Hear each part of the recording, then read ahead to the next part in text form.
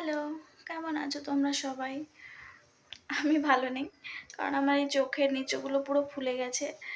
আর মানে নিচু ওপরে দেখো গোটাটাই ফুলে গেছে। মানে প্রচণ্ড চোখ জ্বালা করছে আর চুলকোচ্ছে, কী হচ্ছে বুঝতে পারছি না। ডাক্তারের কাছে যেতে হবে।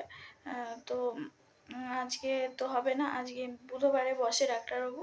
তো আমি যে ডাক্তারকে দেখাই, চোখের ডাক্তার, তো বুধবার দিন যাবো ডাক্তারের কাছে। আর আজকে যেহেতু উল্টো রথ, মেয়ে বায়না করছে রথ দেখতে যাবে, কিন্তু আমার তো নিয়ে যাওয়া সম্ভব না। কারণ শুধু এই চোখের জন্য না, আমার শরীরটা মানে পরশুদিন রাত থেকেই খারাপ।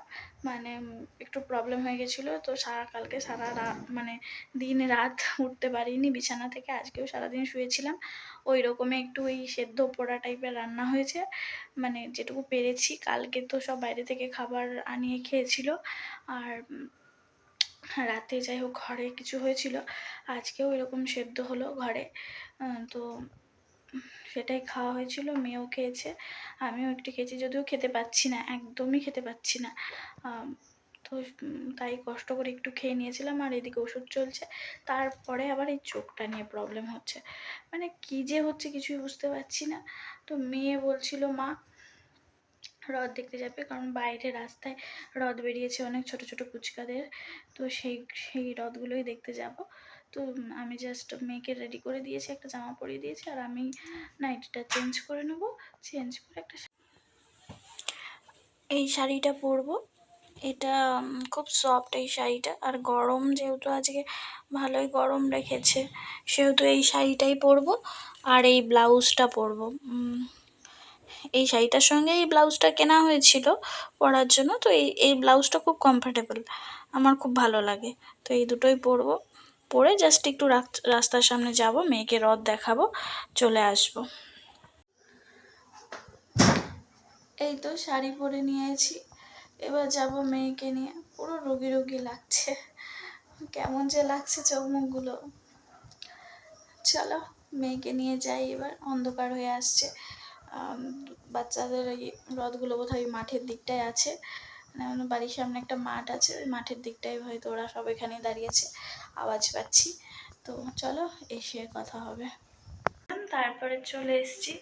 তো সেখানে গিয়ে আর ভিডিও করা হয়নি, কারণ বাচ্চাদের সঙ্গে এত ছোটাছুটি করছিল, আর ভিডিও করা হয়নি। তো এখন ওই 7:30 মতো বাজে।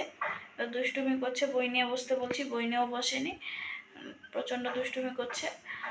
আমি এদিকে দেখি কি রান্না করা যায়, কারণ বাচ্চা তো সবসময় সেদ্ধ খেতে চাইছে না। কালকে রাত থেকে সেদ্ধ খেতে আরম্ভ করেছে, ওরও ভালো লাগছে না। আজকে দুপুরে ওকে দিয়েছিলাম ডিম সেদ্ধ, আলু সেদ্ধ, মুসুর ডাল সেদ্ধ। ও আর রাতেবেলা আর ওটা খাবে না, বলছিল মা একটু পরোটা করে দেবে ঘিয়ে ভেজে। দেখি সেটাই করার চেষ্টা করব, কতটা কি করে উঠতে পারবো জানি না, কারণ একদমই ভালো লাগছে না। চোখ মুখ দেখে বুঝতে পারছো, পুরো একবারে ক্লান্ত লাগছে। দেখেছো কোথায় উঠে গেছে, বদমাইশি আরম্ভ করেছে। ঠিক আছে চলো দেখি কি করা যায়। এই তো তারপরে আমি একটু আলু কেটে নুন মাখিয়ে রেখেছিলাম, যদিও আলুটার পরে ভাজা হয়নি, কারণ একটু ফ্রিজে একটু সবজি ছিল, একটু ঘুগনি ছিল, মেয়ে বললো ওটা দিয়েই হয়ে যাবে। আর মেয়ের জন্য একটু সেই মিষ্টি পরোটাও একদিন খেয়ে ও লোভ পেয়ে গেছে, এখন প্রায় দিনই বলছে ঘি দিয়ে মিষ্টি পরোটা ভেজে দেওয়ার কথা। তো ওর জন্য সেটাই ভেজে দিয়েছিলাম। আর এই দেখো এদিকে আমার আটা মাখা হয়ে গেছে। আর এত প্রচণ্ড গরম লাগছিল, সে যেন কেমন একটা অস্থির অস্থির করাচ্ছিল। মানে শরীরটা যেহেতু ভালো নেই, আর মানে কেমন একটা দুর্বল ভাব মনে হচ্ছিল। তো এইদিকে আমি নিচে বসে গেছিলাম আটাটা নিয়ে লেচি কেটে আর বেলে নেব। মেয়ে আমাকে জিজ্ঞেস করছিলো মা তুমি আজকে নিচে বসেছো কেন? আমি বলছি বাবা দাঁড়িয়ে করতে একটু কষ্ট হচ্ছিলো, সেই জন্য নিচে বসেছি। তো বেশি না, 3টেই করব। আর যেটা আটাটা অনেকটাই মাখা হয়ে গেছিলো সেটা রেখে দেবো, কাল সকালে রুটি করে নেব যদি শরীর ভালো থাকে। তো এইদিকে দেখো ঘি বের করে নিয়েছিলাম পরোটা ভাজার জন্য। তো এদিকে পরোটাগুলোও ভেজে নিচ্ছিলাম সব। এটা একটু বেশি ভাজা হয়ে গেছিলো, মানে গ্যাসটা বাড়ানো ছিল, আমি খেয়াল করিনি। আর তারপরে আস্তে আস্তে সবগুলোই ভেজে নিচ্ছিলাম। তো এদিকে পরে আর আলুটা ভাজিনি, আলুটা মানে ওইরকমই রেখে দিয়েছিলাম, ভালো থাকলে কালকে ভাজা হবে, আর না হলে ফেলে দেবো। আর কি। তো এদিকে দেখো আমার হয়ে গেছিলো, তো প্রচণ্ড গরম ছিল। তো আজকের মতো এখানেই রাখছি, টাটা।